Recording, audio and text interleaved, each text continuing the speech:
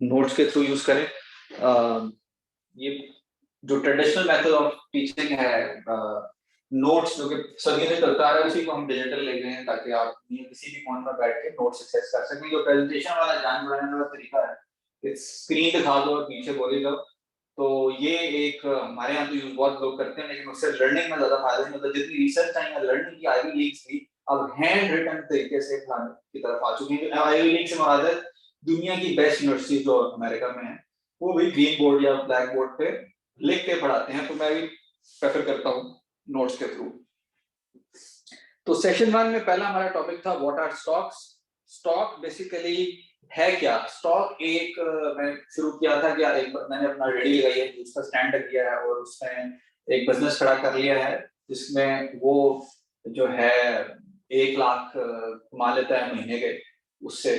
तो अब वो चाहता है कि ये वो बिजनेस जो है वो अपनी बीवी के नाम कर दे। तो वो 50,000 पेपर पे लेके, तो 50,000 आधी 50% ऑफ द रेडी स्टैंड या जूस स्टैंड जो है वो उसका है, तो वो एक हिस्सा बन गया। तो वो she old owns 50% of the company stock. तो स्टॉक है कंपनी का हिस्सा, पार्टनरशिप इन बिजनेस। तो इसलिए मैंने जुमला लिखा है हिस्सेदारी का तरीका। तो स्टॉक से मुराद है हिस्सेदारी। अगर कोई आपको कहता है कि मेरे इस कंपनी में इतने स्टॉक्स हैं, तो उसका मतलब है कि मेरी कंपनी में इतने हिस्से हैं। तो हिस्सेदारी का तरीका है। इसको इक्विटी भी कह सकते हैं, मगर स्टॉक ज्यादातर इसको स्टॉक मार्केट के नाम से ये यूज होता है। अच्छा, स्टॉक मार्केट पे बड़ी बड़ी कंपनीज क्यों जाती हैं, वो दूसरा मैंने पढ़ाया था। उसकी वजह है कि लेट्स से कंपनी की एक फैक्ट्री है और वो चाहते हैं कि वो एक और फैक्ट्री किसी और जगह पे लेना है, 2 फैक्ट्रियां हों उनके पास। तो उसके 2-3 तरीके हैं। पहला तरीका ये है कि वो अपनी जेब से पैसे लगाएं, कंपनी के मालिक है, पर्सनल मैंने लिखा है। और दूसरा तरीका ये है कि वो बैंक से कर्जा लें, जिसपे कि उनको सूद देना पड़ेगा, इंटरेस्ट देना पड़ेगा। तो शरीय कंप्लायंस की तरफ लोग जा रहे हैं, तो इंटरेस्ट में ज्यादा बिलीव नहीं करते, तो अवॉइड करते हैं। तो दूसरा तरीका बैंक से कर्जा लेंगे, बहुत बड़ी हेडेक है। इतना ज्यादा कर्जा कौन दे बैंक को? मतलब 20-20% पे तो इंटरेस्ट रेट है, 20% तो मार्जिन होती है।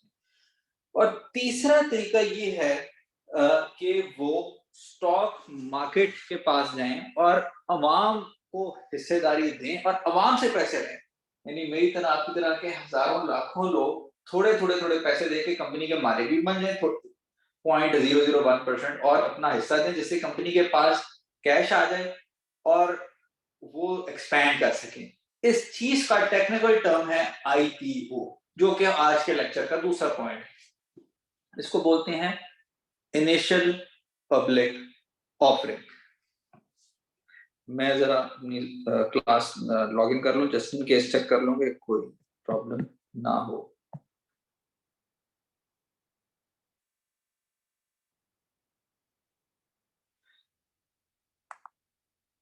तो आई सपोज आवाज क्लियर है? प्लीज टाइप कर दें अगर आवाज क्लियर है, क्योंकि चंद एक लोगों को क्लियर नहीं आती, तो उससे मुझे ये परसेप्शन जाता है कि आवाज शायद नहीं आ रही। Q&A में टाइप कर दें।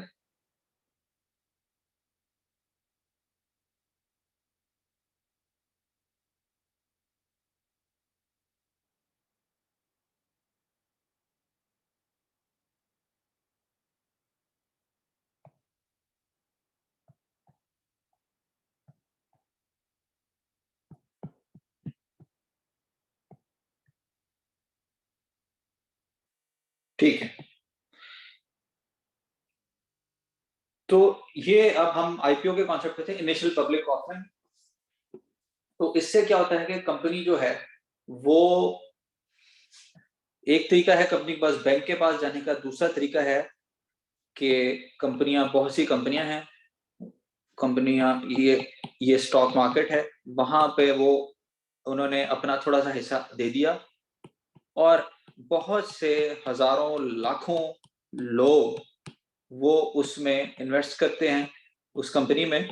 और मतलब उसका इन्वेस्ट से मुराद है उसका एक कंपनी का हिस्सा खरीद, थोड़े थोड़े हिस्से खरीद लेते हैं और कंपनी के पास वो कैश आ जाता है। और कंपनी इन रिटर्न, आपने कंपनी को लेट्स से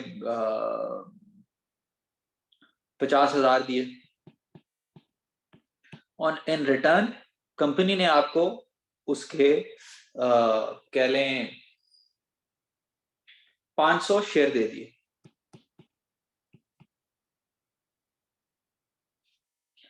अब 500 शेयर हो सकता है कि आपकी कोई 0.001% ओनरशिप हो, लेकिन आपके पास कंपनी का एक हिस्सा जरूर आ गया, पॉइंट लेट से 0.001%। अब आप कंपनी के पास पैसे आ गए और कंपनी ने आपको हिस्सा दे दिया। अब जहां कंपनी की लेट से कंपनी की अपनी जो मालियत थी वो थी 100%। अब क्योंकि वो स्टॉक मार्केट में चली गई, तो अब कंपनी की जो मालियत है वो लेट से रह गई तकरीबन 70%, और बाकी जो जनरल पब्लिक है उसके पास 30%। जैसे कि हमारे जैसे बहुत से और लोगों ने, हजारों लोगों ने उसके 500-500 करके शेयर खरीद ले, लाखों शेयर जो फिर उसके बना लेते हैं कि कंपनी के इतने उन्होंने पीसेस करके मार्केट में लेट से लाखों शेयर इशू कर दिए। तो आपने कंपनी का एक 0.001% हिस्सा 50,000 रुपए देकर खरीद लिया, जितने भी पैसे, और उस पैसे से कंपनी ने एक दूसरी फैक्ट्री लगा ली, और अब कंपनी सिर्फ 70% अपने पास है और अवाम के पास 30% है। अच्छा, इसका आपको फायदा क्या हुआ? फायदा क्या है कि आपने 500 शेयर्स खरीदे तकरीबन 50,000 रुपए देके, तो आप जब चाहें ये शेयर ऑनलाइन आके बेच सकते हैं और 50,000 आपके पास वापस आ जाएंगे। तो आपने ये क्यों किया? आप सोच रहे होंगे कि यार मैं 5,000 में का मतलब मैं बैंक में डाल देता, इस पे सूद कमाता है। कई लोग शरिया कंप्लाइंट होने की ना होने की वजह से वो नहीं करते ये काम। दूसरा, आप सोच रहे होंगे कि मैं गोल्ड का थोड़ा सा कुछ चीज ज्वेलरी की खरीद लेता, गोल्ड भी बढ़ जाता है, उधर इन्वेस्ट कर देता। तीसरा ऑप्शन आप सोच रहे होंगे कि यार मेरा फलाना रिश्तेदार वो जमीन ले रहा है, मैं उसमें हिस्सा डाल देता, 5-6 लोग मिलकर एक छोटी सी 5 मरले की जमीन खरीद लेते। लेकिन वो तो करोड़ों में प्रॉपर्टी आती है, या 30, 40, 50 लाख की आती है, हम तो छोटी अमाउंट की बात कर रहे हैं। तो वो इतने पैसे अरेंज करना, इतने पार्टनर्स बनाना, और जमीन फॉरन अब तो बिकती भी नहीं है। रियल एस्टेट में जब से ये रूल्स ज्यादा आए हैं तो बहुत ज्यादा उसमें स्लो डाउन है। तो या फिर मैं ऐसा करता हूँ, मैं सूद पे बैंक में रखता हूँ या करंट अकाउंट में रखता हूँ। एक ये तरीका है। एक ये है कि अच्छा है, मेरे पास 50,000 है, मैं इस कंपनी में इन्वेस्ट कर देता हूँ, इसको मैं स्टडी करता हूँ, अगर ये कंपनी अच्छी प्रॉफिटेबल रहेगी तो मुझे कंपनी का इतना हिस्सा मिल जाएगा। एक चौथा तरीका ये है कि यार मेरे फलाने दोस्त ने बिजनेस खोला है, तो मैं उसके बिजनेस में 50,000 इन्वेस्ट कर देता हूँ, मगर उसमें मेरा ये है कि more than 90% of startups fail in year 1। इसका आजकल बड़ा ये पिछले 1-2 साल पहले भी स्टार्टअप्स का बड़ा ये क्लीशे चला था, और लोगों को ये नहीं पता कि 90% से ज्यादा, इन 10 में से 9 तो वैसे ही फेल हो जाते।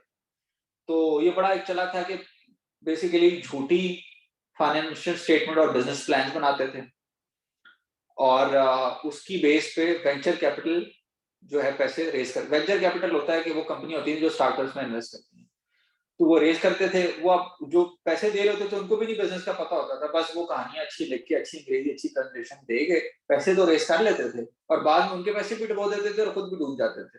तो स्टैट बरकरार रहा, 90% तो स्टार्टअप्स फेल। अभी आपने देखा होगा पिछले साल एक बहुत बड़ी आया था, बल्कि पिछले प्राइम मिनिस्टर ने ट्वीट भी किया था, एयरलिफ्ट को इतनी फंडिंग रेज हो गई। आपको पता है वो कंपनी एयरलिफ्ट जो है, बाय द वे ये चीजें सारे कोर्स का हिस्सा है, और ये स्टॉक की खूबसूरती है कि इट्स रियल लाइफ, कोई भी एक फिक्स्ड कोर्स स्टॉक का हो नहीं सकता, तो अप टू डेट होता रहता है। तो खैर मैं क्योंकि अभी थोड़ी सी एक केस स्टडी की बात कर रहा हूँ,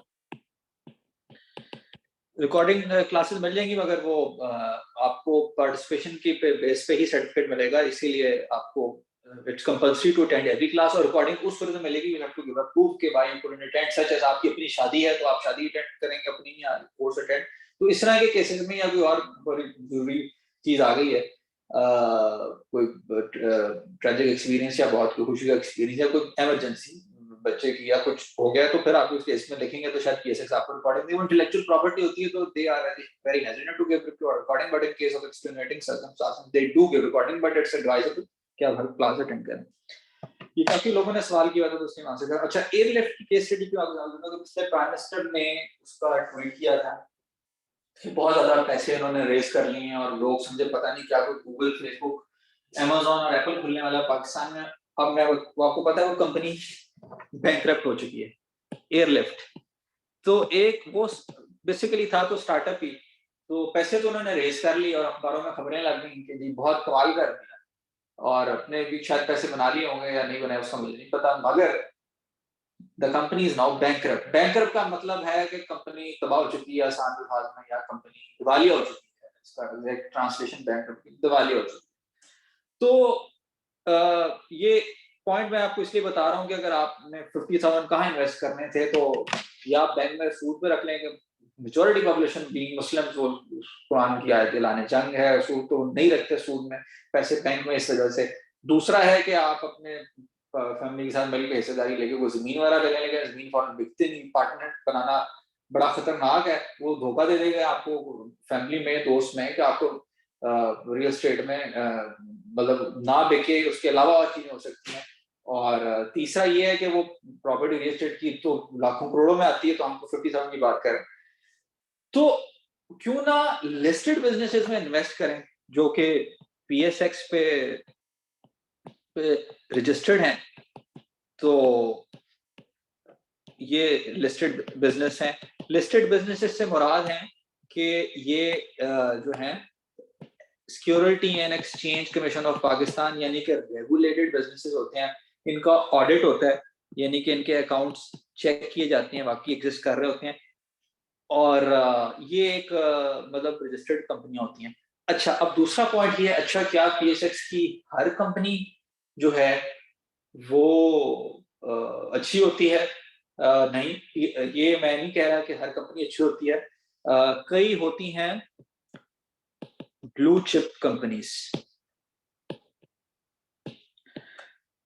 ब्लू चिप कंपनीज का ये स्लैंग है, इसका आसान है कि वो कंपनीज जो कि एस्टेब्लिश्ड बिजनेसेस हैं, यानी कि बड़ी कंपनीज हैं और अच्छी सस्टेनेबल बड़ी कंपनीज हैं, वो भी होती हैं।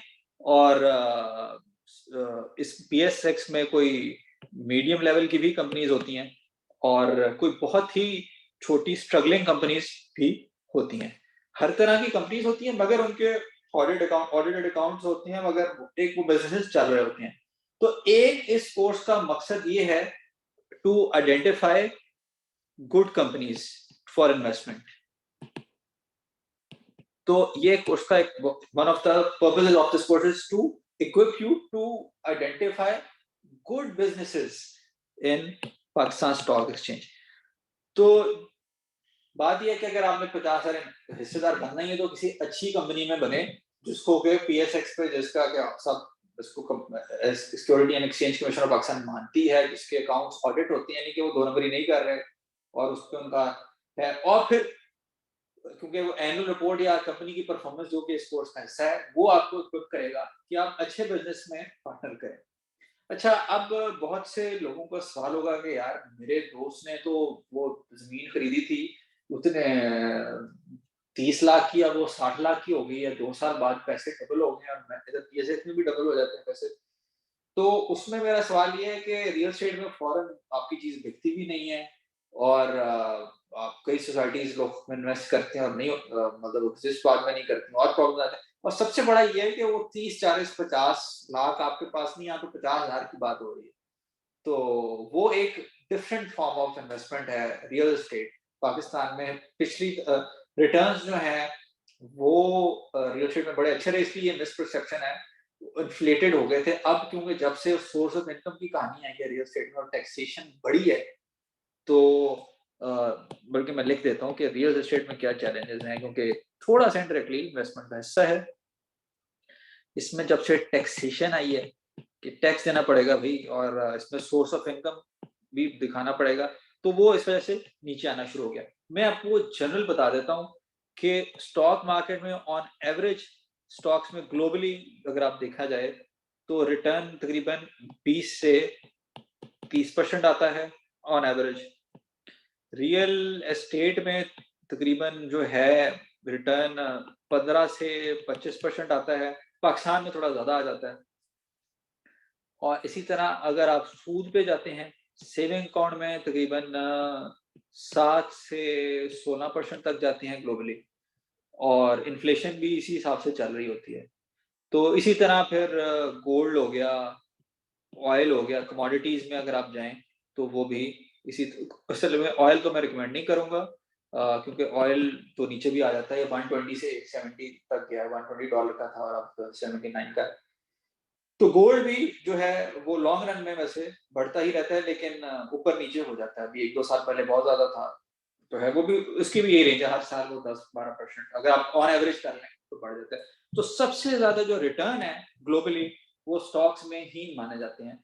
उसका दूसरा फायदा है कि आप बहुत कम पैसों से उसको इन्वेस्ट कर सकते हैं, 1-2 हज़ार भी इन्वेस्ट कर सकते हैं और 1-2 करोड़ भी इन्वेस्ट कर सकते हैं। तो इसमें लिमिट नहीं है, रियल एस्टेट में एक तो ये लिमिट है कि आपके पास कुछ लाखों करोड़ों हो तो तब आप इन्वेस्ट करें, ऊपर से वो लिक्विडिटी नहीं है। तो स्टॉक्स में एक तो फायदा आपको ये है कि स्मॉल कैपिटल से भी आप स्टार्ट कर सकते हैं। दूसरा ये है लिक्विड होता है, लिक्विड का मतलब है फौरन बिक जाता है, इजी टू सेल, फौरन बिक जाता है, लिक्विड यानी पानी की तरह। और तीसरा ये है अगर सही इन्वेस्ट कर लें तो highest return in short term and long term. Okay, उसमें यह है कि आपने आज लिया तो 2 हफ्ते बाद भी बेच सकते हैं। तो ये एक जो है स्टॉक्स का उसमें है। मैं जस्ट सेकंड में क्लास देख लूं जस्ट ताकि चेक करूं आवाज सब क्लियर है और उसके हवाले से।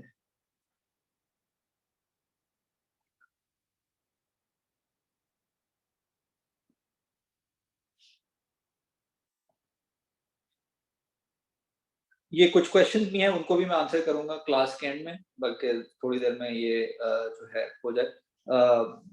तो अच्छा, बल्कि Q&A में ही क्वेश्चन लिखें तो मैं उधर से ही करके आंसर करता जाऊंगा। मैंने नोट कर लिए हैं, वो मैं क्लास के एंड में या साथ साथ 1-2 रेलेवेंट है तो मैं अभी कर देता हूँ। अच्छा, अब इन्वेस्ट ये 2-3 लोगों ने एक सवाल पूछा था क्रिप्टो पे। तो क्रिप्टो पे तो मेरा एक आर्टिकल है खलीज टाइम्स पे जो कि लिखा है, तो आप गूगल कर लें मेरा नाम हिसान उर रहमान और आप लिख लें खलीज टाइम्स, तो मेरा पब्लिश हुआ था क्रिप्टो पे आर्टिकल है।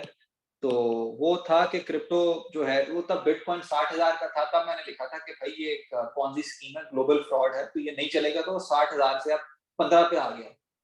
तो इसका मतलब ये हुआ कि 1/3 से भी नीचे गिर चुका है, यानी कि अगर आपने उसमें 1 लाख डाले होते तो आपके पास 20-25 हजार ही होते।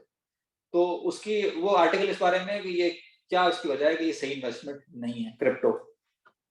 तो क्रिप्टो मैं बिल्कुल इनकरेज नहीं करता, ये सही इन्वेस्टमेंट नहीं है, क्योंकि वो हम अगले क्लासेस पे इस पे सेशन कर लेंगे, मैं पूरा सेशन इस पर कर दूंगा कि ये सही इन्वेस्टमेंट क्यों नहीं है। अच्छा, फॉरेक्स जो है ये बहुत ज्यादा रिस्की है, करेंसी में करना, वो बैक एंड पे वो करेंसीज में आपके इतने ज्यादा पैसे भी नहीं बनते। तो इस वजह से वो नहीं है। ये तो आप कंपनी में हिस्सेदारी कर रहे हैं स्टॉक के थ्रू, तो एक ये फायदा है। और ये किसी स्टूडेंट को एयरलिफ्ट की बात हुई थी, तो किसी ने पूछा कि वो एयरलिफ्ट जो है वो बैंकरप्ट क्यों हुई, तो उसका मैं आपको एक लाइन में बता देता हूँ कि बिगनर क्लास है, इसमें भी पूरा एक सेशन चाहिए। तो एयरलिफ्ट बैंकरप्ट इसलिए हुई कि वो जब वीसी फंडिंग यानी वेंचर कैपिटल फंडिंग आ रही थी, तो वो छोटी कंपनियां प्रॉफिटेबल मुनाफा बख्श कहेंगे इसको होने की बजाय मार्केट शेयर की तरफ फोकस कर रही थी। उनका था कि हम प्रॉफिट में नहीं आते, हम ना ज्यादा से ज्यादा मार्केट शेयर कैप्चर करते हैं। तो उस चक्कर में अगर आप खुद सोचें, एक कोर्स भी इसी हवाले से है कि आप एक बिजनेस है, उसका प्रॉफिट की तरफ तवज्जो ही नहीं है, उसका तवज्जो है कि ज्यादा से ज्यादा लोग कैप्चर करें। तो अगर मार्केट शेयर से ज्यादा प्रॉफिट इंपॉर्टेंट है कंपनी को सस्टेन करने के लिए, यानी कि बरकरार रखने के लिए, अगर पैसे आ रहे हैं तभी कंपनी चलेगी। अगर आप ये कहें कि यार मैंने एक चीज जो 10 रुपए की है वो 5 रुपए की मैंने लाखों करोड़ लोगों को भेज दी, मेरे तो करोड़ों क्लाइंट है, आप ये देखें वो 10 रुपए की चीज लेके आप 5 रुपए की करके तो करोड़ों को ही बेचेंगे, क्योंकि वो मार्केट में तो 10 रुपए की है। मैं एयरलिफ्ट की बात नहीं कर रहा, मैं जनरल बेसिक फाइनेंस बता रहा हूँ। तो मार्केट शेयर की क्या हैसियत है? असल हैसियत तो प्रॉफिट की है, भी पैसे कमाना। मार्केट शेयर तो आप इजीली कैप्चर कर सकते हैं। तो वीसी जो वेंचर कैपिटल की, अच्छा है इसको आप होमवर्क में गूगल भी कर लीजिएगा, इस हम डिस्कशन भी करेंगे। वेंचर कैपिटल जो है वीसी, ये वो कंपनियां जो स्टार्टअप कंपनीज में इन्वेस्ट करती हैं। वेंचर कैपिटल पहले जो है वो 1 साल पहले तक फोकस करती थी मार्केट शेयर पे, तो इसीलिए ग्लोबली बहुत सी कंपनियों ने पैसे रेस किए, इसी तरह इनलेफ्ट ने भी पैसे रेस किए। उन्होंने वो बिजनेस प्लान बनाते थे, वो दिखाते थे कि हम पाकिस्तान के इतने करोड़ों लोगों को या लाखों लोगों को रीच कर लेंगे और इस हवाले से इसकी वैल्यूएशन $1 बिलियन हो जाएगी। वो आप फिर प्रोजेक्शन लगा देते हैं, वो जो देख रहा होता है प्रोजेक्शन, उसको खुद नहीं पता होता बिजनेस का ना प्रोजेक्शन का, तो वो सही मान लेता है उसको और आपको पैसे दे देता है। मगर फिर बाद में उनको पता चला यार मार्केट शेयर की बात नहीं है, वीसीज को पता चला बात तो प्रॉफिट की है, यानी कि पैसे कंपनी कमा रही है या नहीं। एक्चुअली इस कोर्स की आगे वाली क्लासेस में मैं आपको यही पढ़ने वाले हैं कि प्रॉफिटेबल कंपनीज किस तरह देखी जा सकती हैं, पाकिस्तान स्टॉक एक्सचेंज पे प्रॉफिटेबल कंपनीज कौन सी हैं। तो अगला कोर्स एक पहली क्लास में तो मैं आपको एक बेसिक उसका ओवरव्यू दे रहा हूँ। तो अब फिर से वीसी का स्टाइल चेंज हो गया, वो फिर वापस आ गए प्रॉफिटेबिलिटी की वजह से, क्योंकि उनको फिर ये पता चला कि प्रॉफिटेबिलिटी की वजह से ही सस्टेनेबिलिटी होती है, यानी कि मुस्तकिल जो है ना, मुस्तकिल अगर मैंने सही लिखा है तौर पे, जो मिजाजी कह लें इसको कंपनी की, तो ये चीज वो फिर बरकरार रह सकती है कि अगर उसको पैसे आप अपनी लाइफ में देखते हैं, आपके पास अगर महीने के बाद पैसे आ रहे हैं तो आप चल रहे हैं ना, आप कर्जों में जाते जाएंगे तो आप आगे कहाँ से अपने लोगों से उधार लें। तो इसी तरह कंपनी को हर महीने कुछ पैसे आ रहे हैं तो कंपनी चलती रहेगी, तो इसलिए प्रॉफिट जरूरी है। मार्केट शेयर कहना कि मैंने करोड़ों लोगों को चीज भेज दी लेकिन खुद मेरे पास पैसे नहीं है, तो उसकी कोई फिर हैसियत नहीं है, इस चीज को ये पता चला, क्योंकि फिर ग्लोबली पैसा भी कम हो रहा है। मतलब वीसीज के पास पैसा भी अब देने के नहीं, वो क्रंच में जा रहा है, उसकी अब फिर एक और जगह पे बात चली कि पैसा क्यों कम हो रहा है। वो अब क्योंकि मैं इस्लामिक पाकिस्तान, तो उस पर मैं आपको थोड़ा सा इंटरेस्ट का भी बता दूं, सूद, क्योंकि इस्लाम में किसी वजह से शायद कहा गया है, जब भी अमेरिका का सेंट्रल बैंक, फेड इसको बल्कि फेडरल रिजर्व बैंक भी बोलते हैं, वो जब भी इंटरेस्ट रेट बढ़ाता है, इसका क्या मतलब हुआ कि इंटरेस्ट रेट, लेट्स से मैं एग्जांपल दे रहा हूँ, इंटरेस्ट रेट पहले 10% था कि आप उनके पास पैसे रखेंगे आपको साल में बाद 10% दे देंगे, अब उन्होंने बढ़ा के वो कर दिया 20%। वो तो कौन बिजनेस करेगा, लोग कहेंगे यार बैंक में पैसे रखो, 20% साल का मुनाफा, मेरा बिजनेस करने की क्या जरूरत है। तो इन्वेस्टमेंट मनी जो है वो फिर कम हो जाता है। तो अमेरिका ने इंटरेस्ट रेट, फेडरल रिजर्व ने बढ़ा दिया, जिसकी वजह से इन्वेस्टमेंट मनी अमेरिका में कम हो गया, जिसकी वजह से वीसीज कलेक्ट करना शुरू कर दी। वीसी जो फर्म्स हैं उन्होंने फिर छोटी कंपनीज को भी पैसे देना कम कर दिया, तो स्टार्टअप में फंडिंग रेज होना कम हो गई। अब आप सोच रहे होंगे कि यार इतनी मतलब बेसिक सी बात है तो उन्होंने इंटरेस्ट रेट बढ़ाया क्यों। उसकी रीजन ये है इंटरेस्ट रेट, सूद बढ़ाने की, कि उन्होंने देखा कि हमारी इकोनॉमी में इन्फ्लेशन हो रही है, थोड़ा सा पॉलिटिकल भी होता है, इन्फ्लेशन हो रही है, और इन्फ्लेशन से मुराद है महंगाई।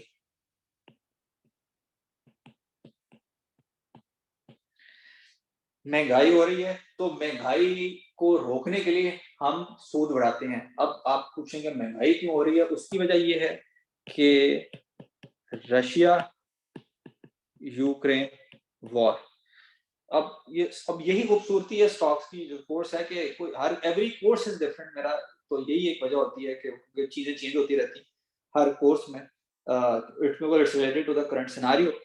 तो अब ये एक पॉलिटिकल फैक्टर की वजह से जो है ये सारी, अब इसका ताल्लुक पॉलिटिकल फैक्टर पे है, रशिया यूक्रेन वॉर की वजह से, क्योंकि रशिया जो था उसने यूक्रेन बैठ के, और रशिया एक ऑयल प्रोड्यूसर था, तो रशिया पे सैंक्शंस लगा दी गई वेस्ट की तरफ से और यूरोप की तरफ से, जिसकी वजह से वो जो है ऑयल जो है, अब आप जिन लोगों ने बेसिक इकोनॉमिक्स पढ़ी हुई, ये कोर्स का हिस्सा नहीं है लेकिन मैं वैसे बता रहा हूँ कि डिमांड सप्लाई में जब भी सप्लाई कम हो जाती है तो इधर प्राइस है, तो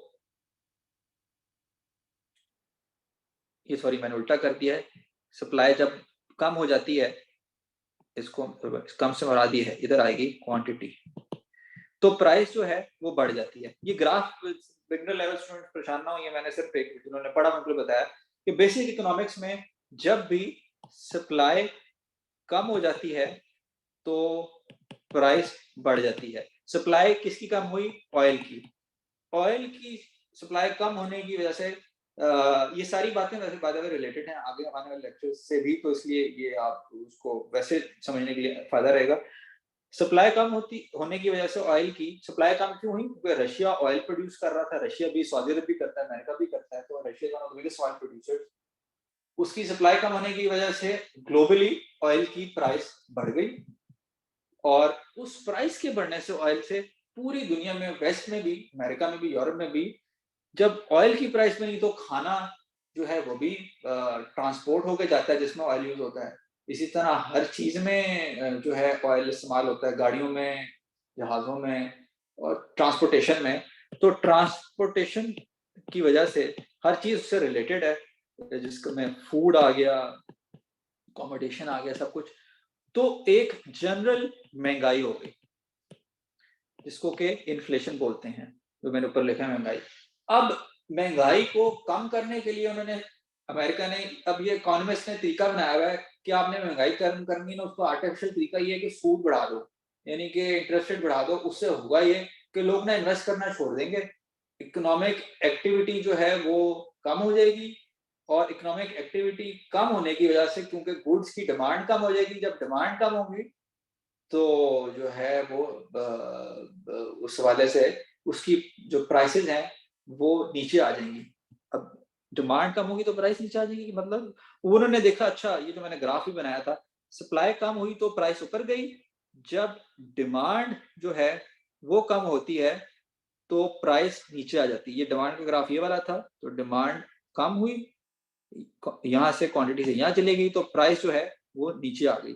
अब वो ये उन्होंने तरीका लगा, इस पे मेरा शायद एक आर्टिकल आ जाए इस्लामिक फाइनेंस का विश्वास अखबार में ग्लोबली, कि जब डिमांड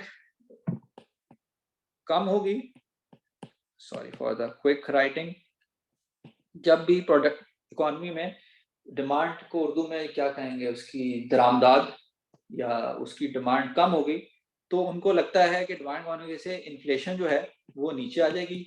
और हमने जैसे कि देखा कि डिमांड क्यों कम होगी, क्योंकि लोग पैसे बैंकों में रखना शुरू कर देंगे, क्योंकि इंटरेस्ट रेट बढ़ गया है। इंटरेस्ट रेट बढ़ गया है, लोग इन्वेस्टमेंट्स नहीं करेंगे और पैसे बैंकों में रखेंगे, जिसकी वजह से जो है इकोनॉमिक स्लो डाउन आ जाएगा। और लोगों के पास पैसे ही जब नहीं होंगे तो वो डिमांड ही नहीं चीज़ों की करेंगे, जब चीज़ों की डिमांड ही नहीं करेंगे तो वो खरीदने वाला ही नहीं होगा, जब वो खरीदने वाला ही नहीं होगा तो वो बेचने वाला है, वो प्राइसेस कम करना शुरू कर देगा। ये जो मैं बोल रहा हूँ आप लिखते रहें तो आपको समझ आ जाएगी। मैं फिर से रिपीट करता हूँ बिगिनर स्टूडेंट्स के लिए कि इंटरेस्ट रेट जब फेडरल रिजर्व ने बढ़ा दिए अमेरिका के, तो उन्होंने ये देखा कि लोग जो है पैसे बजाय इसके कि बिजनेसेस में लगाएं, वो पैसे बैंकों में डालना शुरू कर देंगे, क्योंकि वहां तो 20% रिटर्न मिल रहा है। जब वो पैसे बैंकों में डालना शुरू करेंगे तो इन्वेस्टमेंट इकोनॉमी में कम होगी। जब इन्वेस्टमेंट कम होगी, इसका मतलब ये है कि लोगों के पास तो पैसे ही नहीं आ रहे, क्योंकि इन्वेस्टमेंट कम होगी तो एम्प्लॉयमेंट भी नहीं होगी। जब पैसे ही नहीं है उनके पास तो वो कम चीजें खरीदेंगे। जब वो कम चीजें खरीदेंगे तो जो बेचने वाला है वो कहेगा पहले 100 लोग मेरी एक चीज खरीद रहे थे, अब 50 लोग खरीद रहे हैं, तो जो मैं 100 रुपए की लेट से कमीज बेच रहा हूँ वो मैं उसको 70 रुपए कर देता हूँ, वो खरीदने वाले काम है, आप शायद लोग खरीद लें। तो उनका है कि इस चीज करने से इन्फ्लेशन कम हो जाती है, तो इस वजह से वो ये करते हैं।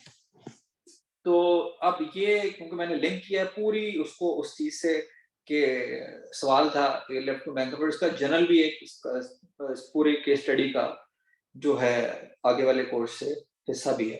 तो हम थोड़ा सा जो है जनरल भी बात कर रहे हैं। तो खैर हम वापस जो है उस पे बेसिक्स की तरफ आते हैं। तो आज हमने जो है मैं कुछ ओवरव्यू किया, आखिरी 2-3 और पॉइंट डिस्कस करूंगा, फिर मैं और मैंने ले लूंगा। डिमांड मींस तलब, यस।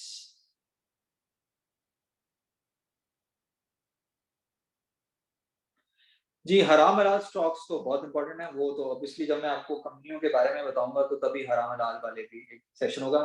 तो ये है, अभी मैं 10 मिनट और लगा के, जो है नॉर्मली 90 मिनट की क्लास है तो 25 मिनट रह गए, तो 10-15 मिनट लेट शुरू की, तो मैं 2-3 और कॉन्सेप्ट बता दूं फिर मैं Q&A ले लूंगा।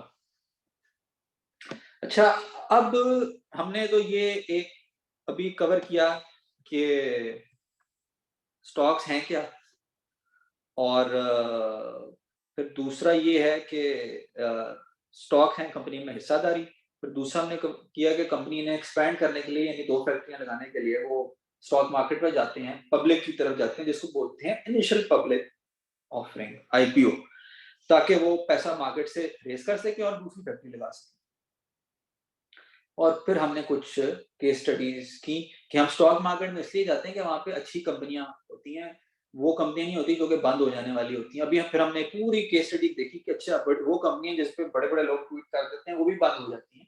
क्यों बंद होती हैं? और वो पूरा मैंने बैक एंड आपको बताया कि ग्लोबल इकोनॉमी का मैंने थोड़ा-सा आपको बता दिया कि हर चीज़ रिलेटेड है, पॉलिटिकल भी फैक्टर्स हैं, इकोनॉमिक फैक्टर्स भी हैं।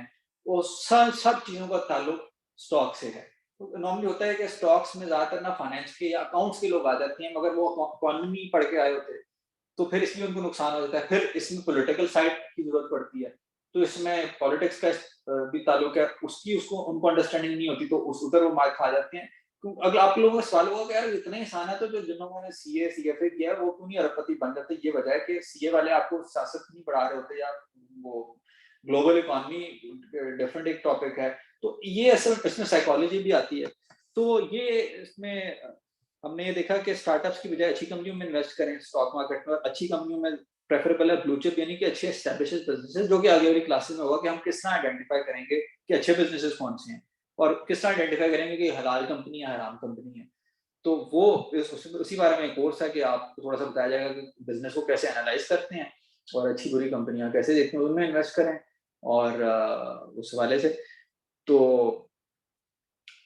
2-3 और टॉपिक हम कंटिन्यू कर लेंगे अगली क्लास में, अगर कुछ रह गया हुआ तो। मैं एक थोड़ा-सा आपको बता दूँ कि स्टॉक में अच्छा होने के लिए आपको एक ठीक है, फाइनेंस की और अकाउंट्स की जो है वो तो अ, नॉलेज होनी चाहिए। ज़्यादातर फाइनेंस और अकाउंट्स के लोग स्टॉक्स में आते हैं, लेकिन मेरा ये मानना है कि फाइनेंस अकाउंट्स से ज़्यादा आपको इकोनॉमिक इकोनॉमी का पता होना चाहिए। इकोनॉमिक फैक्टर्स जो हैं उनका बहुत बड़ा रोल है, उसपे थोड़ा-सा होगा। पॉलिटिकल फैक्टर्स का बहुत बड़ा रोल है, और थोड़ा-सा एक और रोल भी है, साइकोलॉजी का भी बड़ा रोल है कि लोग क्या सोचेंगे इस बारे में, इस कंपनी के बारे में, उससे कंपनी की परफॉर्मेंस का बड़ा असर पड़ जाता है। उसकी मैं आपको एग्ज़ाम्पल्स भी दूँगा। और थोड़ा-सा न्यूज़ का बड़ा रोल है, यानी कि मीडिया। तो ये जो मैंने पिछली केस स्टडी आपको थोड़ी-सी बताई, वो बता कुछ देखें, अब एक उसका ताल्लुक इकोनॉमी से था। ग्लोबल इंटरेस्ट रेट जो फेडरल रिजर्व है, उससे हमारा इकोनॉमी का भी फ़र्क पड़ता है।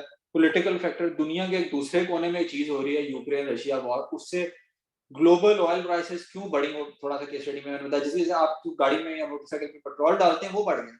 तो वो एक कोने में कुछ और हो रहा है, उससे आपके इफ़ेक्ट हो गया। तो इसलिए स्टॉक मार्केट में भी इसी तरह पॉलिटिकल फैक्टर्स का बहुत बड़ा रोल होता है। साइकोलॉजी का मैं एक छोटा-सा एक सेक्शन है टेक्निकल एनालिसिस पे, क्योंकि ये बहुत एडवांस्ड स्टूडेंट्स की रिक्वेस्ट होती है नॉर्मली, लेकिन मैं एक 15 मिनट एक क्लास में उस पे थोड़ा-सी बात करूँगा किसी क्लास में जाके, तो उधर साइकोलॉजी का टॉपिक होगा। और बीच की क्लास में मीडिया का भी, न्यूज़ का बड़ा रोल है, खबरों का, खबरों से क्या ताल्लुक पड़ता है। तो ये फैक्टर्स जो है ना स्टॉक्स में, और यही कोर्स आपको इन्हीं फैक्टर्स पे इक्विप करेगा। और अच्छा, वो क्योंकि कोर्स का हिस्सा है थोड़ा-सा, एक स्टॉक मार्केट में मतलब बहुत बड़ा नाम माना जाता है। इसको आपने ज़रूर गूगल करना है, वॉरेन बुफेट। ये इस बात से हट के टॉपिक है। वॉरेन बुफेट दुनिया का तीसरा अमीर-तरीन आदमी है, और वो तीसरा अमीर-तरीन आदमी वैसे स्टॉक्स में इन्वेस्ट करके ही बना है। तो जो पहले दूसरे हैं, माइक्रोसॉफ्ट का बिल गेट्स या जेफ बेज़ोस, तो उन्होंने तो कोई चीज़ बनाई है, उन्होंने माइक्रोसॉफ्ट बनाया, बिल गेट्स ने, जेफ बेज़ोस ने अमेज़न बनाई। तो इसका लेकिन जो तीसरा अमीर है वो ट्रेडिशनली वो स्टॉक्स में इन्वेस्ट करता था, डिफरेंट कंपनियों में इन्वेस्ट करता था। करता दुनिया का तीसरा बन गया, और उसकी जो कंपनी थी वो थी बर्कशायर हैथवे। तो ये वैसे अगर कई लोगों को पढ़ने का शौक है, तो वॉरेन बुफे को गूगल करें और बर्कशायर हैथवे पढ़ लें। और अगर आप मुझसे पूछें कि यार अगर हमने इस्लाम सीखना है तो क्या पढ़ें, तो कोई कहेगा कि आप कुरान भी पढ़ लें और अरबी की ट्रांसलेशन लें, उसकी तफसीर पढ़ें। तो मतलब ये तो बहुत एक वो रिलीजियस लेवल पे बात हो जाएगी। इस तरह आप अगर पूछें कि यार मैंने स्टॉक खरीदना है, सीखना है, तो आप लेक्चर तो आप दे ही रहे हैं, लेकिन मुझे बहुत जो है ना ज़ीरो से स्टार्ट करना है और एंड तक जाना है और मैंने बस यही काम करना है, मैं किताब आजकल कोई पढ़ना चाह रहा हूँ, इससे रिलेटेड, तो आप कौन-सी रिकमेंड करेंगे? बेसिक लेवल पे तो मैं करता हूँ, जब भी करें तो आप बेसिक से ही स्टार्ट करें। बेसिक किताब तो नहीं है, मगर ये एक ट्रेडिशनलिस्ट किताब है, मतलब कि 19 मतलब बहुत कुछ डेकेड्स पुरानी किताब है। तो अगर आप पढ़ना चाहिए, ऑप्शनल है, तो ये कोर्स का हिस्सा नहीं है, लेकिन वैसे अगर आपने पढ़नी है, अंग्रेजी में है, जो अगर शौक रखते हैं पढ़ने का, द इंटेलिजेंट इन्वेस्टर। तो वैसे अगर है, ये ऑप्शनल है बाय द वे बुक। तो ये एक्चुअली मैं किताब इसलिए मेंशन की है कि जो दुनिया के तीसरे अमीर आदमी हैं वॉरेन बफेट, वो यही किताब पढ़ के इंस्पायर हुए थे और वो इस तरफ आए थे, उन्होंने जापानी में किताब पढ़ी थी।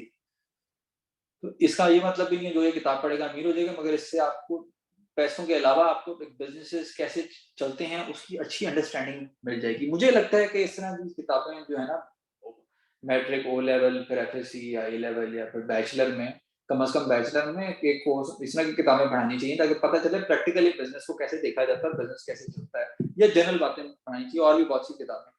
तो ये मैं चाह रहा था कि थोड़ा-सा वो देख लें। अच्छा, एक और थोड़ा-सा कोर्स का हिस्सा है, वो है how to open up an account.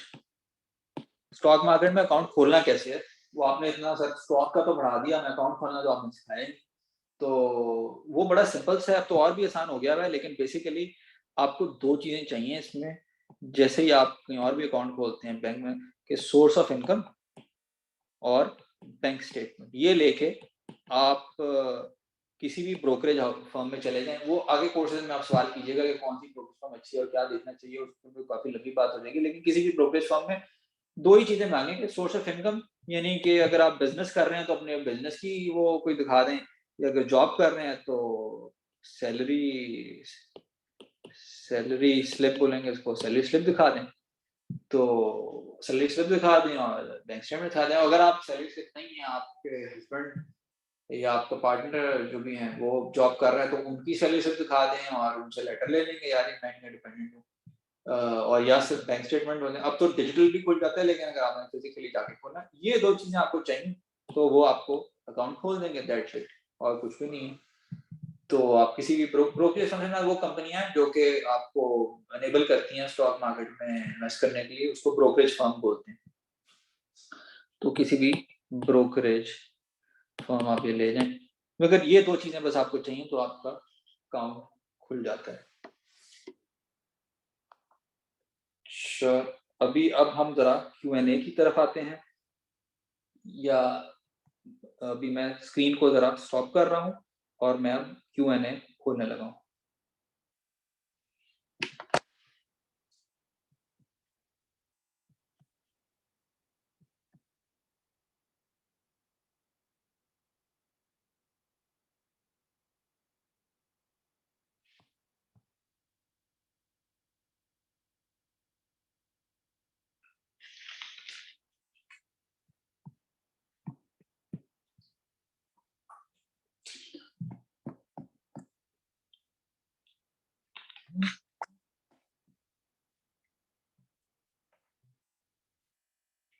अच्छा, अब मैं Q&A पे आ रहा हूँ। जो मैंने आपको नोट्स दिए हैं, जो जहाँ-जहाँ बताया होमवर्क, वो आप कर लें, वो पढ़ लें, लेकिन बेसिक जो आप बताया, कुछ भी आप इसको स्टडी करना चाहें तो वो कर सकते हैं। अच्छा, अब आवाज़ अगर क्लियर आ रही है तो एक आध बंदा लिख दे कि क्लियर है, बल्कि रहने दें, मुझे फिर ना क्लियर आ रही है तो तब लिखें, तो हर कोई लिखेगा तो आ जाएगा। अच्छा, अब कुछ जनरल सवाल लोगों ने किए हैं, वो भी मैं आंसर करता हूँ, और अब ऑन होल्ड करेंगे, क्वेश्चन काफ़ी ज़्यादा है और टाइम थोड़ा कम है। Is it good time to enter into PSX? Uh, ये आगे का सवाल है। एक्चुअली अभी क्योंकि मार्केट बहुत डाउन है, तो बाकी it's a good time to enter into Pakistan stock exchange, because market बहुत डाउन है। मार्केट डाउन जो है वो मैंने पूरी ग्लोबल पॉलिटिक्स पे बता दी, तो इस तरह लोकल पॉलिटिक्स है।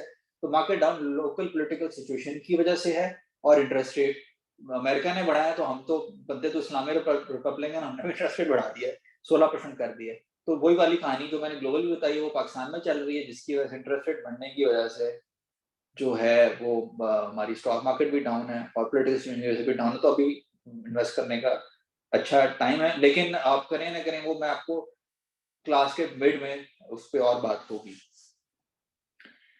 अच्छा, is it visible invest in stock mutual fund companies Pakistan? अच्छा, म्यूचुअल फंड क्या होता है? म्यूचुअल फंड पे मैं थोड़े से नोट्स शेयर अगली क्लास में भी करूंगा, लेकिन मैं आपको जनरली थोड़ा सा बता देता हूँ। म्यूचुअल फंड जो है, आप कहते हैं कि यार हमें कोर्स ना पढ़ाएं, हमें टेंशन ना दें आप हमें पता चल गया कि स्टॉक बड़ी अच्छी चीज है, तो हम म्यूचुअल फंड उधर हेल्प करते हैं। म्यूचुअल फंड क्या करते हैं कि उन्होंने एनालिस्ट रखे होते हैं और वो एनालिस्ट जो हैं वो आवाम से पैसा ले लेते हैं, वो कंपनी, और वो फिर वो स्टॉक मार्केट में लगाते हैं।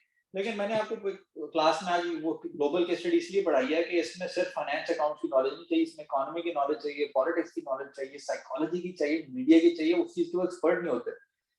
तो वॉरेन बफेट ने एक दफा एक्सपेरिमेंट किया था कि म्यूचुअल फंड के मैनेजर कितना ज्यादा कमाते हैं स्टॉक मार्केट में, डायरेक्टली अच्छी कंपनियों में डाल दें तो वो ज्यादा रिटर्न डायरेक्टली अच्छी कंपनी में डालने में ज्यादा आ रहे हैं। तो म्यूचुअल फंड भी आप कर सकते हैं अगर आपने हेडेक नहीं लेनी। सर ऑनलाइन अकाउंट खोलना है या फिजिकल? मेरा मशवरा है कि फिजिकल आप वॉक इन करके किसी ग्रुप में चले जाएं तो ज्यादा बेहतर है। ऑनलाइन में आप ठीक है, आपको आसानी रहेगी, लेकिन आपको थोड़ा सा एक फिजिकल कनेक्शन भी होना चाहिए, बेहतर रहता है। अगर आप ओवरसीज पाकिस्तानी है तो डिजिटल रोशन डिजिटल अकाउंट से आप खोल सकते हैं। जी, कोई सोशल मीडिया ग्रुप बना देंगे, मैं आपसे अपने अगले क्लास में एक दो लिंक भी शेयर कर दूंगा या उस मिड में कर दूंगा। जी, अकाउंट खोलने का मैंने तरीका आपको बता दिया है। अगर कोई स्टूडेंट खोलना चाह रहा है तो सतीश कुमार का सवाल है, खोलना चाह रहा है तो सोर्स ऑफ इनकम आप ऐसा करें कि अपने पेरेंट्स में का किसी एक को आप दे दें और डिपेंडेंट होने का लेटर ले लेंगे, मैं ये मेरे डिपेंडेंट है तो आपको खोल देंगे। Real time trading data PSX की वेबसाइट पे मिल जाएगा और आपको सेकंड लास्ट क्लास में पीएसएक्स डाटा पोर्टल का उसमें ओवरव्यू देके डाटा लेना भी सिखा दिया जाएगा।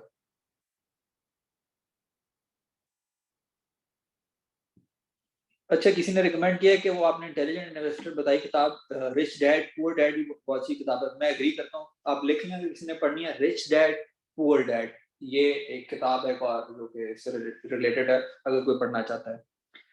एलन मस्क का किसी ने सवाल पूछा है, एलन मस्क का मैं जनरल आपको बता देता हूँ। एलन मस्क, मैंने एक इलेक्ट्रिक कार्स का आर्टिकल लिखा हुआ है, आप गूगल करें हिसानुर रहमान खलीज टाइम्स तो एक और मेरा आर्टिकल निकलेगा इलेक्ट्रिक कार्स पे कि वो उसमें क्या चैलेंजेस हैं, क्यों नहीं चल सकती। तो एलन मस्क बेसिकली टेस्ला जो है कंपनी है इलेक्ट्रिक कार्स की, उसके मालिक उसके फाउंडर हैं, तो उसकी वजह से वो उन्होंने स्टॉक मार्केट में वो कंपनी लिस्ट की, वो कंपनी ऊपर चढ़ गई, क्यों चढ़ी उस पर भी हम किसी क्लास में बात कर लेंगे।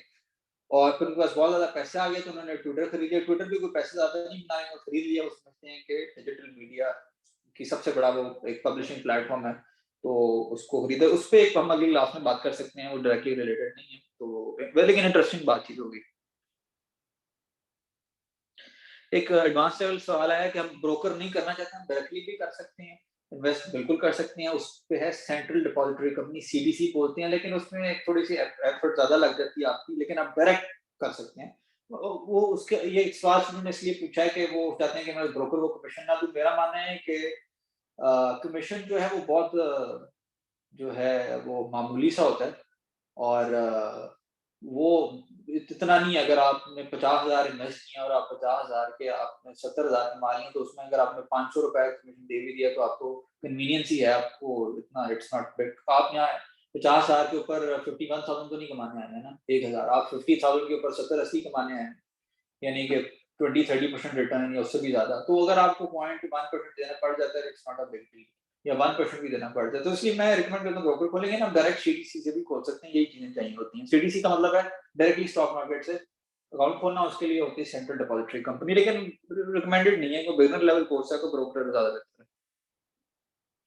अच्छा, एक सवाल आया जी, मैं सॉरी नोट्स नहीं लिख रहा क्योंकि नोट्स लिखने के लिए मुझे स्क्रीन शेयर लगाना पड़ेगा, उससे फिर मैं सवाल नहीं पढ़ सकूंगा, वरना ये मैं बोल रहा हूँ तो आपको हम श्योर समझ आ जाएगी, लेकिन अगली क्लास में भी होगा।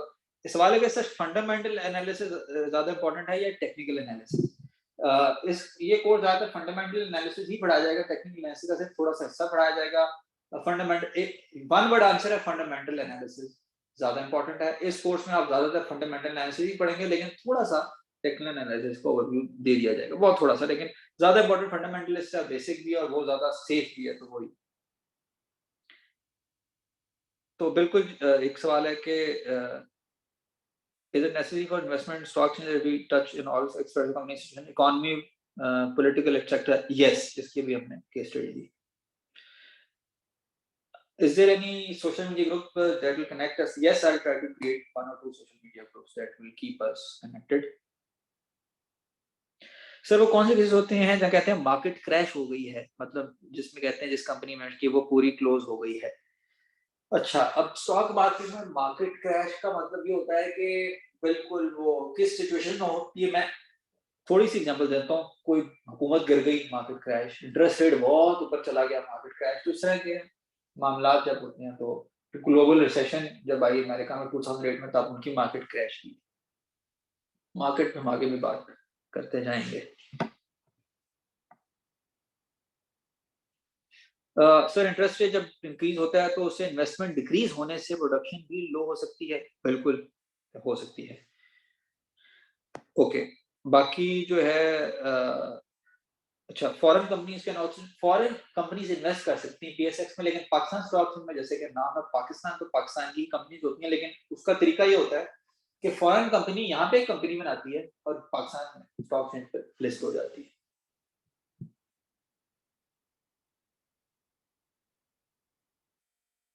अच्छा, किसी ने सवाल किया कि क्या ब्रोकर कंपलसरी है स्टॉक में इन्वेस्ट करने के लिए। मैंने इसका है कि कंपलसरी नहीं है, लेकिन मैं रिकमेंड करता हूँ बेसिक लेवल स्टूडेंट्स के लिए या बेसिक इनिशियल इन्वेस्टमेंट के ब्रोकर होना का फायदा रहता है। अच्छा, अब ये इस पे इसका और इंटरेस्टिंग पॉइंट ये है कि ब्रोकर ना ज्यादातर बेवकूफ भी बनाता है।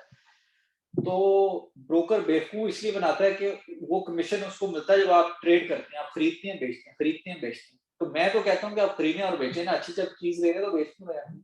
अभी अभी ले रहे हैं तो 2 3 4 5 साल बाद बेचें। तो इस वजह से मैं कहता हूँ कि आप ब्रोकर बेवकूफ भी बना देते हैं, तो कोर्स का भी फायदा है कि बेवकूफ ताकि आप ना बने। डायरेक्ट इन्वेस्ट करने में आपको एफर्ट आता है, ब्रोकर फायदा भी दे देता है, लेकिन ज्यादातर मैंने देखा बेवकूफ बनाता है और वो बना के ना साइड पे हो जाता है, जैसे कि किसी और बिजनेस में पाकिस्तान में होता है। तो मगर फिर भी मैं कहूंगा कि ब्रोकर का फायदा, आप उससे किस कंपनी में इन्वेस्ट करना है ना पूछे ना, बस उसको ये कहेंगे यार इसमें इन्वेस्ट कर दो। आप खुद ऑनलाइन जाके जो करेंगे टेक्निकली क्लिक करके, वो मैं कोर्स में सिखाऊंगा भी कैसे करेंगे, लेकिन ब्रोकर का ये फायदा, उसको आपने कॉल की, उसने कहा यार XYZ कंपनी में मेरे 50,000 डाल दो, बस वो कहेगा सर डाल दिए। तो आपने देखा कि 3 4 हफ्ते बाद वो 50,000 60 हो गए, तो आप कहेंगे यार XYZ कंपनी में तो 50,000 डाले थे, वो कंपनी के उतने शेयर भेज दो, तो 60,000 आपके अकाउंट में वो वापस आ जाएंगे, आपको 10,000 का प्रॉफिट 3 4 हफ्ते में हो गया। तो ये एक ब्रोकर का, ये अगर ब्रोकर नहीं हो, आप ऑनलाइन जाएंगे, खोलेंगे, करेंगे, तो वो एक एफर्ट बचाने के लिए ब्रोकर का फायदा इस्तेमाल करें। यहाँ तक जो है वो ब्रोकर का जो है बेहतर है। जब किसी ने सवाल पूछा sir do you have any social media account where you stay active. Actually मैं सोशल मीडिया पे ज्यादा एक्टिव हूँ नहीं, लेकिन मैं आप लोगों में से बना लेता हूँ एक कोई अकाउंट, ट्विटर का बना लेता हूँ, वहाँ मैं कुछ पोस्ट कर दिया करूंगा और उस पर आप सब्सक्राइब कर लें। फिर मैं ऐसा करता हूँ कि उधर कुछ पोस्ट कर दिया करूंगा। इसका अभी तो आपको फायदा नहीं होगा, लेकिन लेट से कोर्स जब खत्म होता है तो शायद तब फायदा हो जाए। Give me 1 minute, let's see if I can access that, just 1 second.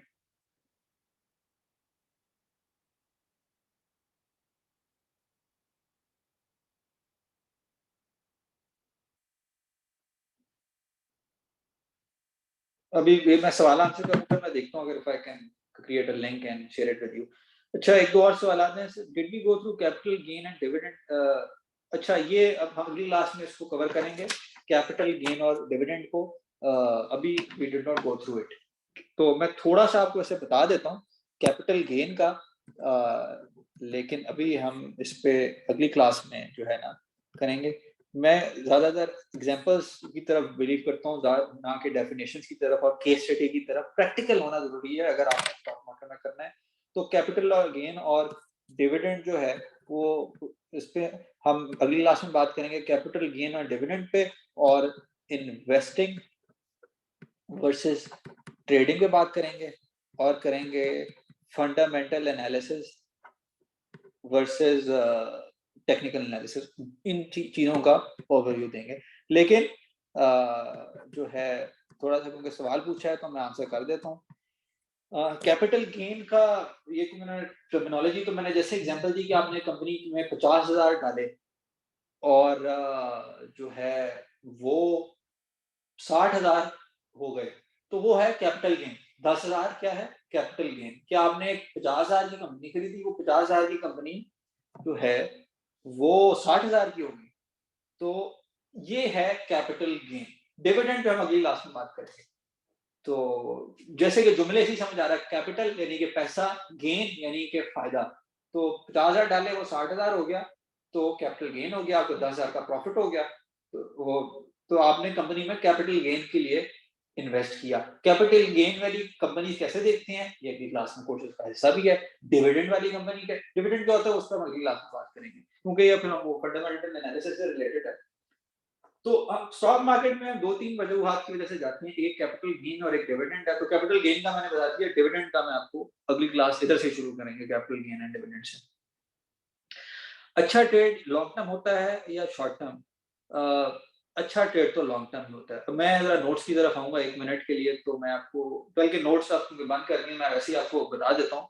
Systems limited एक कंपनी है, मैं कोई एंडोर्स नहीं कर रहा, मगर मैं वैसे एग्जांपल दे रहा हूँ। एक आईटी की कंपनी है, वो कंपनी थी जी 2017 में वो 100 रुपए की थी, और अगर लॉन्ग टर्म वो 2017 में 100 रुपए की थी, 2018 में भी 100 रुपए की थी, 2019 में भी 100 रुपए की थी, 2020 21 में वो कितने की थी गैस करें? वो 800 की थी, यानी 8 गुना।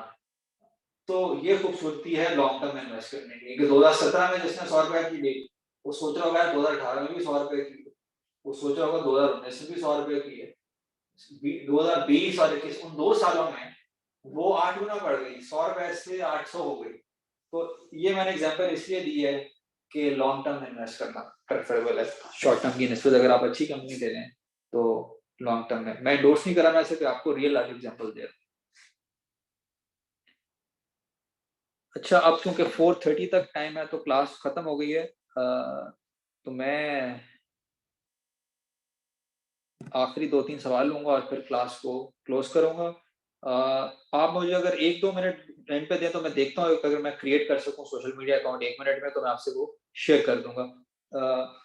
Just give me 1 minute if I can create my social media account. अभी क्लास में रहिएगा, मैं अपने आप को वो क्रिएट करके ईमेल करके देखता हूँ अगर मैं चैट पे शेयर कर सकता हूँ।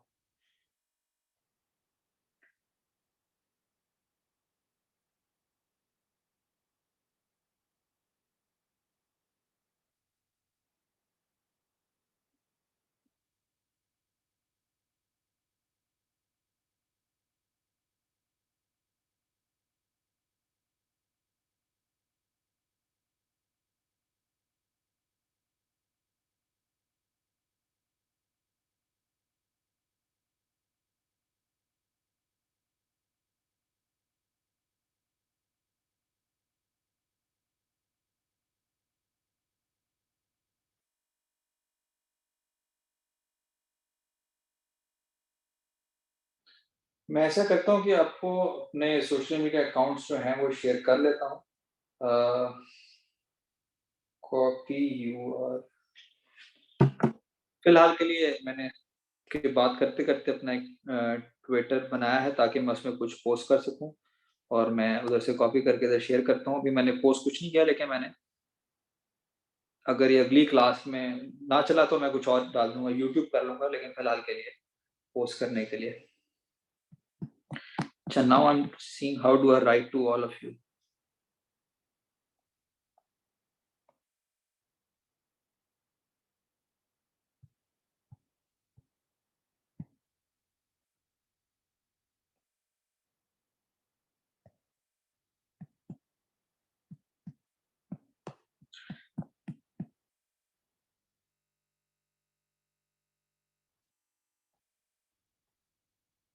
अच्छा, मैं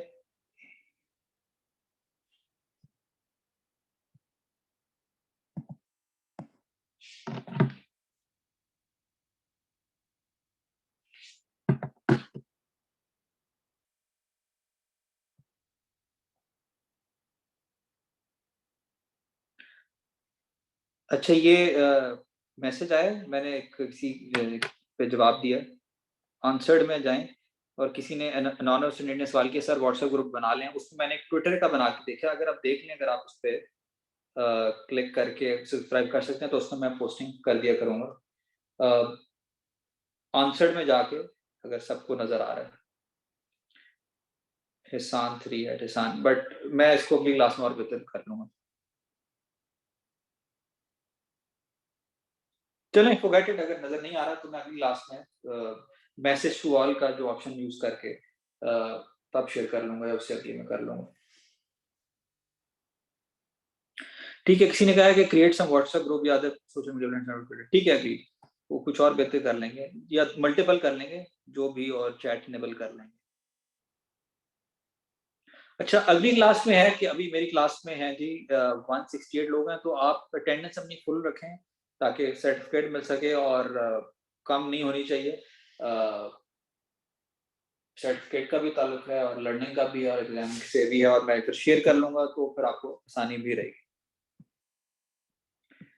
तो ये क्वेश्चंस जो हैं तकरीबन मैंने सारे आंसर कर दिए हैं, जो बाकी रह गए वो अगली क्लास में कवर हो जाएँगे, और बाकी क्वेश्चंस जो हैं वो हम पूरे कर चुके हैं।